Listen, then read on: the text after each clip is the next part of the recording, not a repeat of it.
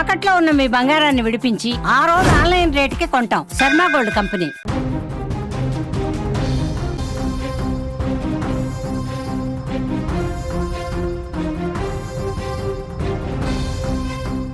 Kerala nurse Nimisha Priya చనిపోవటం తప్ప మరో దారి కనిపించట్లేదు. యమన్ దేశం విధించిన బిగించిన ఉరితాడికి ఎల్లుండి వేలాడి తన ప్రాణాల్ని అర్పించబోతుంది నిమిషప్రియ. నిమిషప్రియని కాపాడేందుకు అన్ని దారులు మూసుకుపోయినట్టుగా తెలుస్తోంది. బ్లడ్ మనీ ఇచ్చేందుకు నిమిషప్రియ కుటుంబం ముందుకు వచ్చినప్పటికీ కూడా అటువైపు నుంచి యమన్ ప్రభుత్వం నుంచి ఎటువంటి రియాక్షన్ రావట్లేదు. అంతేకాదు భారత ప్రభుత్వం కూడా చాలా స్పష్టంగా చేతులెత్తేసింది. నిమిషప్రియను కాపాడలేమని సుప్రీంకోర్టుకు తెలిపింది. నిమిషప్రియకు ఉరిశిక్షని ఆపలేమని చాలా స్పష్టంగా నిమిషప్రియ ఉరిశిక్షను ఆపాలంటూ కేంద్ర ప్రభుత్వం చర్యలు తీసుకోవాలంటూ సుప్రీంకోర్టులో పిటిషన్ దాఖలైంది జూలై 10వ తేదీన. ఆ పిటిషన్ పైన ఇవాళ కోర్టు విచారణ జరిపింది. కానీ నిమిషప్రియను కాపాడలేమని కేంద్ర ప్రభుత్వం చేతులెత్తేసి చెప్పేసింది. ఈ మాట చెప్పడానికి ఈ మాట వినడానికి చాలా బాధగా ఉంది. ఎందుకంటే నిజానికి నిమిషప్రియ కథ తెలిస్తే మనమందరం కన్నీళ్లు కారుస్తాం. నిమిషప్రియ అన్యాయంగా ఉరిశిక్షకు గురవుతోంది. నిమిషప్రియని అన్యాయంగా యమన్ ప్రభుత్వం ప్రాణాలు తీయబోతోంది.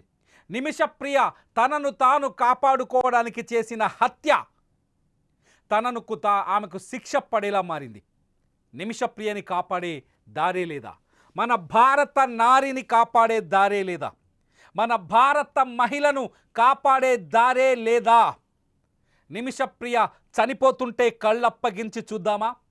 యమన్ ప్రభుత్వాన్ని అడిగే శక్తి కానీ కంట్రోల్ చేసే శక్తి కానీ మనకు లేదా?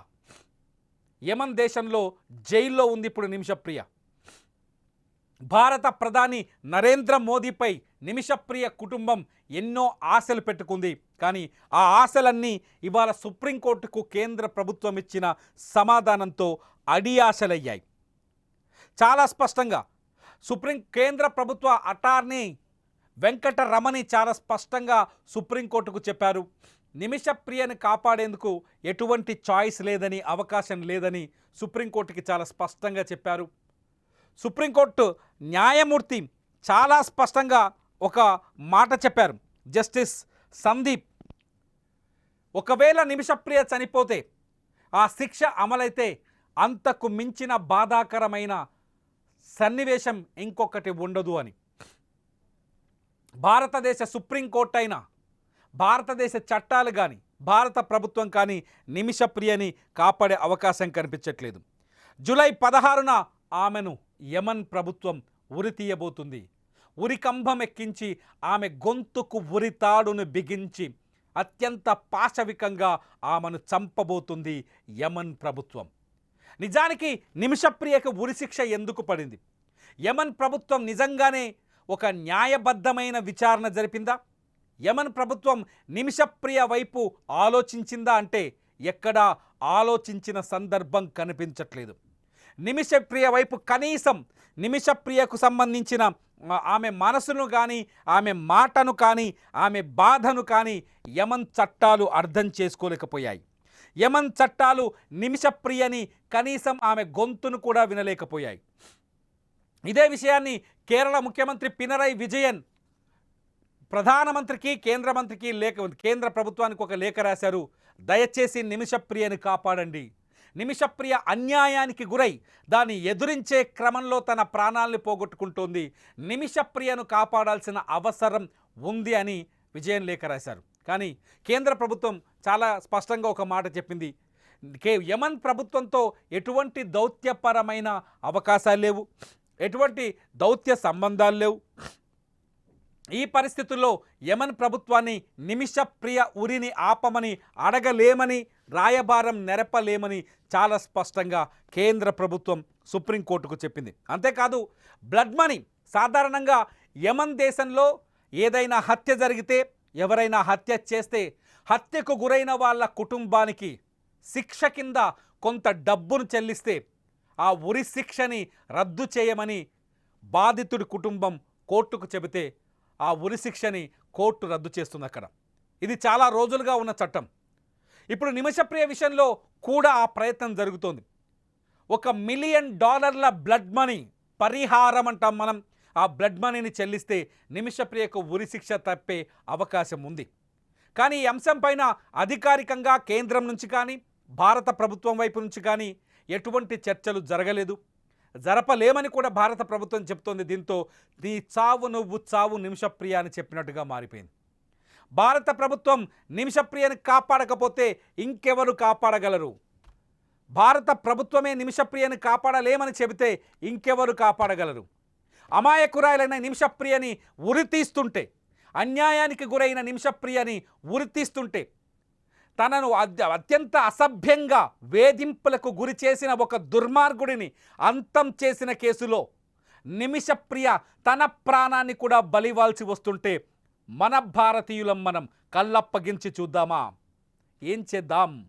నిమిషప్రియని కాపాడే దారే లేదా? నేను చెప్తున్నా, మీకు అనిపించవచ్చు నిమిషప్రియ అన్యాయానికి ఎలా గురైంది, అక్కడ ఒక హత్య చేసింది కదా, హత్య చేసినప్పుడు ఖచ్చితంగా దానికి శిక్ష అనుభవించాల్సిందే కదా అని. కానీ హత్య ఎందుకు చేసింది నిమిషప్రియ? ఒక్కసారి హత్య ఎందుకు చేసిందో ఆ వివరాల్లోకి వెళ్తే నిజంగా ఆసక్తికరమైన విషయాలు తెలుస్తాయి. ఫోటోలో చూస్తున్నారు నిమిషప్రియ, ఆమె భర్త థామస్ పెళ్లి సందర్భంలోని ఫోటో. నిమిషప్రియ ఆమె భర్త దిగిన అనేక ఫోటోలు ఇప్పుడు మీరు స్క్రీన్లో చూస్తున్నారు. 2008లో నర్సింగ్ పూర్తి చేసుకున్న తర్వాత నిమిషప్రియ యమన్కి వెళ్ళింది. అక్కడే తన ఉద్యోగం చేస్తూ వస్తుంది. 2008లోనే యమన్లో ఉంది నిమిషప్రియ. 2011లో తిరిగి కేరళకు వచ్చి ఇక్కడ థామస్ అనే వ్యక్తిని పెళ్లి చేసుకుంది. ఫోటోలో కనిపిస్తున్న థామస్ అతని.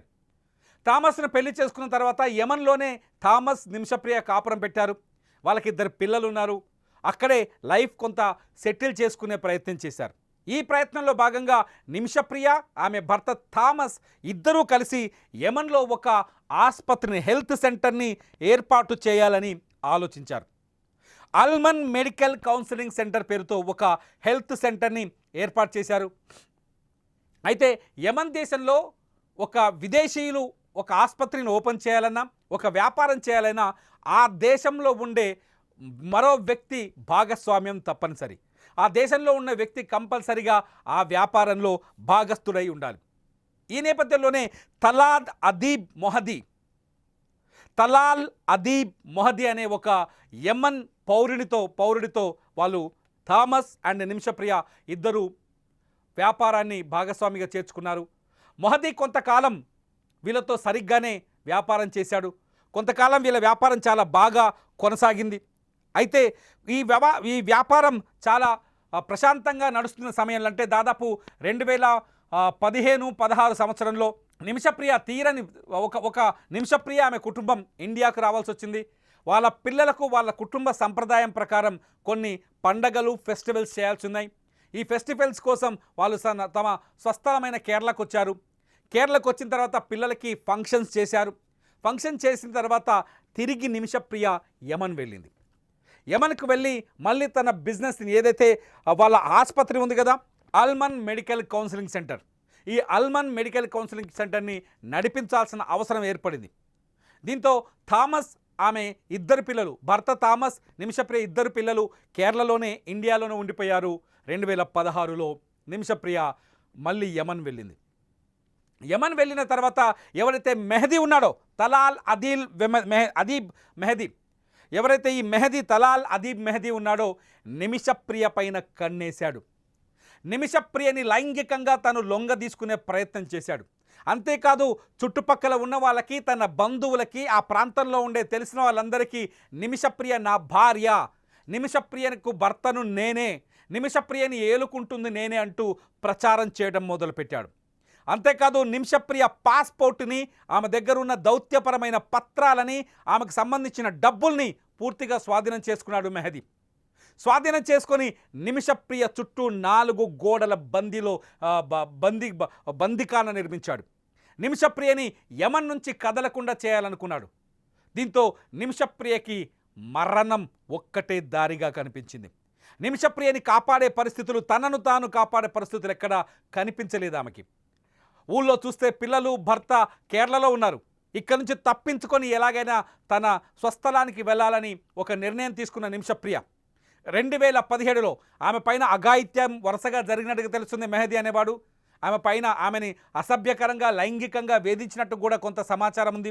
నిమిషప్రియ కుటుంబ సభ్యులు చాలా స్పష్టంగా చెప్తున్నారు, ఎవరైతే అదీబ్ మెహదీ ఉన్నాడో వాడు నిమిషప్రియని అన్యాయంగా అత్యంత అశ్లీలకరంగా అసభ్యకరంగా ఆమెను వేధింపులకు గురి చేశాడు.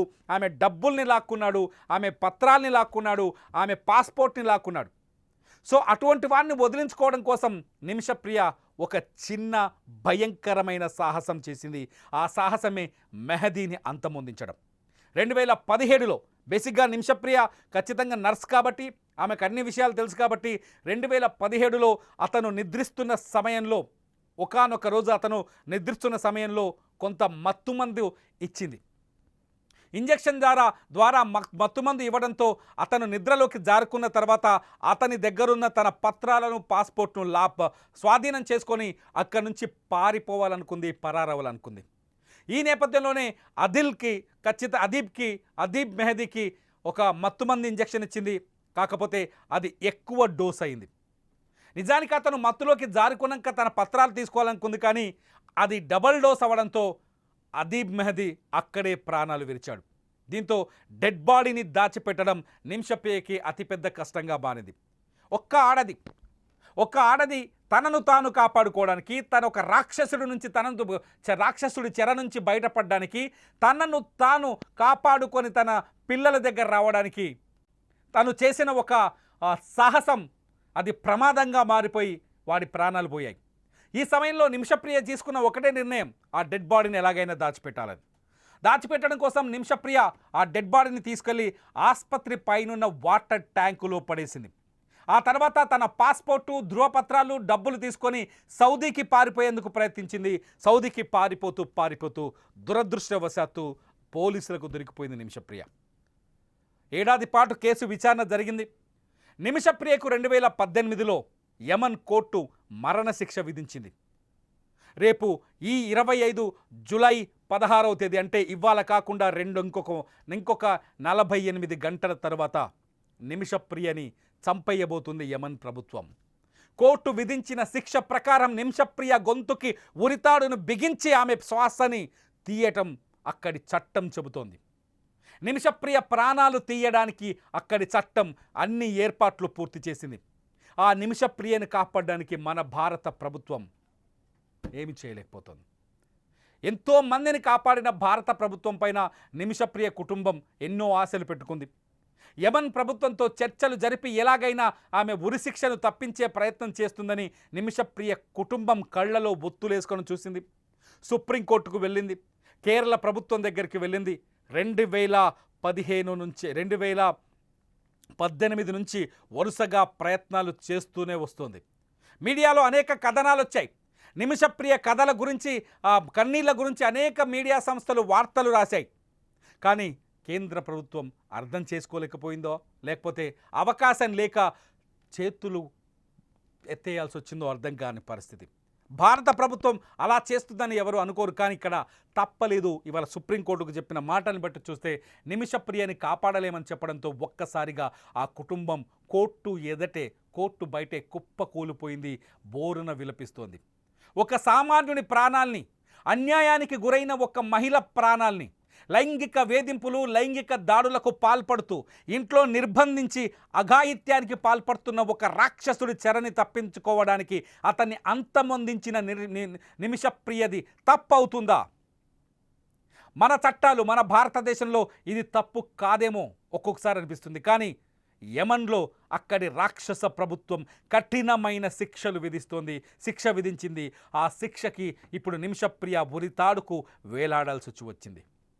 నిమిషప్రియని ఈ క్షణానికి, ఈ వీడియో చేస్తున్న క్షణానికి, ఈ లైవ్ మీరు చూస్తున్న ఈ సమయానికి నిమిషప్రియని కాపాడడానికి ఏ దారి కనిపించట్లేదు. నిజానికి నిమిషప్రియ బతికి బట్టగట్టడానికి ఒక్క దారి కనిపించింది. ఆ దారి పేరే బ్లడ్ మనీ. నిమిషప్రియని ఉరిశిక్ష నుంచి తప్పించడానికి యమన్ కోర్టుకి $1 మిలియన్ ఇస్తే ఆ ఉరిశిక్షను తప్పించే అవకాశం ఉంది. నిమిషప్రియ ఎవరినైతే చంపిందో మెహదీ, ఆ మెహదీ కుటుంబానికి ఈ పరిహారపు సొమ్మును అంటే ఈ బ్లడ్ మనీని తిరిగి చెల్లించాలి. దీని విలువ ఇండియన్ కరెన్సీలో 8.6 కోట్లు. ఆ డబ్బిచ్చేందుకు నిమిషప్రియ కుటుంబం కూడా సిద్ధంగా ఉంది. కోర్టు కూడా కేంద్రం ఆ డబ్బును భరించాల్సిన పని లేదు, చర్చలు జరిపితే చాలు ఆ డబ్బును మేము చెల్లిస్తామని చెప్పింది. నిమిషప్రియ ప్రాణాలు కాపాడేందుకు 8.6 కోట్ల రూపాయల మనీని కూడా సిద్ధం చేసుకుంది ఆమె కుటుంబం. కానీ ఆ డబ్బుని ప్రైవేట్గా కొంత రాయబారం నడిపే ప్రయత్నం చేసింది. యమన్లో ఆ బాధితుడి కుటుంబంతో మాట్లాడే ప్రయత్నం చేసింది. యమన్ ప్రభుత్వంతో కోర్టుతో మాట్లాడే ప్రయత్నం చేసింది ఆమె కుటుంబం. కానీ ఏదీ వర్కౌట్ కాలేదు. ఇప్పుడంతా శూన్యం కనిపిస్తోంది. ప్రియను కాపాడేందుకు కనపడే దారే కనిపించట్లేదు. ఆ దారి చివరికి చేరింది. ఆ దారి ముగిసిపోయింది. ఇక నిమిషప్రియకు మరణం ఒక్కటే దారిగా కనిపిస్తోంది. ఈ మాట చెప్పడానికి నా గుండె బరువెక్కుతోంది. ఈ మాట చెప్పడానికి నాకు బాధ కలుగుతోంది. ఈ మాట చెప్పడానికి నిజంగా ఆవేదన కలుగుతోంది. మీకేమనిపిస్తోంది? ఎందుకంటే ఇక్కడ ఒకటే పాయింట్, తనను తాను కాపాడుకోవడానికి అక్కడ ఒక దుర్మార్గుడిని హత్య చేసింది నిమిషప్రియ. మహిషాసుర మర్దిని అనుకుంటాం మన దేశంలో. అటువంటి పరిస్థితుల్లో నిమిషప్రియ తనను తాను కాపాడుకోవడం ఏ తప్పు కాదు నా ఉద్దేశం. మీ ఉద్దేశం అదా కాదా? ఈ వీడియో కింద కామెంట్ చేయండి. నా ఉద్దేశం తప్పైతే తప్పని కామెంట్ చేయండి, నిజమైతే నిజమని కామెంట్ చేయండి. మీ అభిప్రాయాన్ని మాత్రం ఈ వీడియో కింద రాయండి. చూస్తూనే ఉండండి లైవ్ అప్డేట్స్ కోసం. నిమిషప్రియ ఉరిపైన వరుస కథనాల్ని Suman TV live, Suman TV digital live మీకు ప్రసారం చేయబోతుంది. ప్రతి అప్డేట్ని మీకు అందించబోతుంది. చూస్తూనే ఉండండి సుమన్ టీవీ లైవ్.